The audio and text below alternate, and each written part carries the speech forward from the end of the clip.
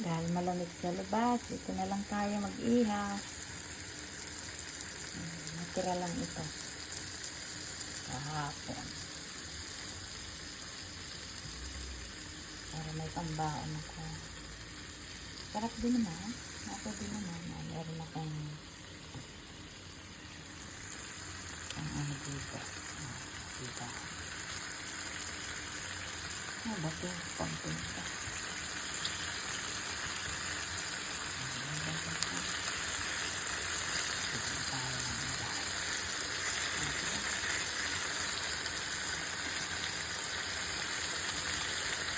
Narinig mo na natin ito.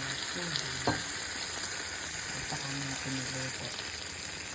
Para malambot na malambot.